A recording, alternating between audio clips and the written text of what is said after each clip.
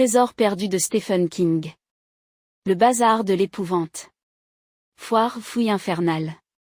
Attaquons bille en tête avec le bazar de l'épouvante, Needful Sims, de Fraser Clark Heston, sorti en 1994.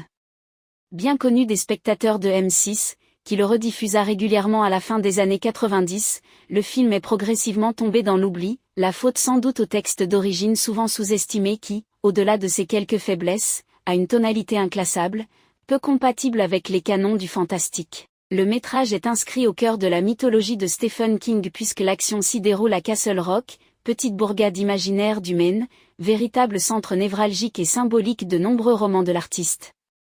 À Castle Rock, tout semble aller pour le mieux dans le plus rural des mondes, quand ouvre un nouveau commerce, tenu par le mystérieux et charismatique Le Langaunt, Max von Sydow. Bazar où s'amoncelle antiquité, curiosité ou vieillerie, où chacun peut trouver son bonheur. Mais attention, pour obtenir la balle de baseball dédicacée par un joueur légendaire ou mettre la main sur le petit train de votre enfance, il faudra non pas délier sa bourse, mais rendre un service à ce brave Le Langaunt. Service en apparence anodin, mais qui donnera à tout un chacun l'occasion de laisser libre cours à ses vicissitudes, à la veulerie enfouie au plus profond de lui.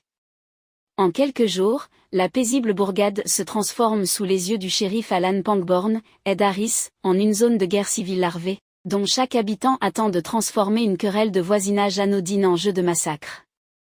Le film de Fraser Heston, dont il existe une version longue sous forme de mini-série de 3 heures, ne compte pas parmi les adaptations les plus réussies des travaux de King, mais mérite le détour pour plusieurs raisons. Tout d'abord, le métrage instille une ambiance éminemment retorse et cruelle, tour à tour implacable quant à notre rapport à la matérialité ou la superficialité de notre vernis de civilisation polie. La facilité avec laquelle les habitants de Castle Rock en viennent à se découper à la scie à pain à quelque chose d'aussi dérangeant que profondément ludique, et nous renvoie avec malice à nos propres limites individuelles. Duel. Pour tenir ce récit tordu, Heston peut s'appuyer sur 2 comédiens impeccables, le monolithique Max von Sydow et l'imperturbable Ed Harris. Tous deux se fondent dans l'univers à la fois ultra-réaliste et empreint de culture populaire de Stephen King. Tout comme le roman dont il s'inspire. Le bazar de l'épouvante manque un tantinet de rythme et a un peu de mal à s'acheminer jusqu'à un climax bien trop précipité, tandis qu'Heston se montre souvent beaucoup trop placide derrière la caméra. Ce récit moraliste et ironique appelait une folie douce que sa mise en scène a parfois du mal à retranscrire. En revanche, on retiendra quelques séquences bien méchantes comme il faut, et surtout.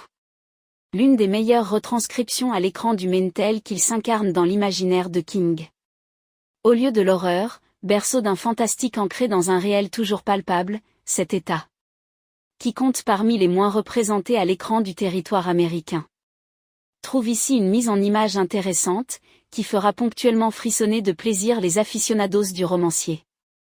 Au jeu de la grammaire made in Stephen King, c'est peut-être ce bazar de l'épouvante qui capte le mieux la ruralité tourmentée désespérément humaine. Sur laquelle a tant écrit le King. Avec bien sûr, le brillant Stand By Me.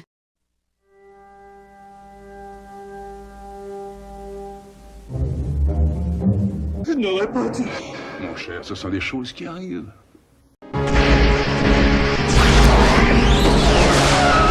Route. Là où on va, on n'a pas besoin de route.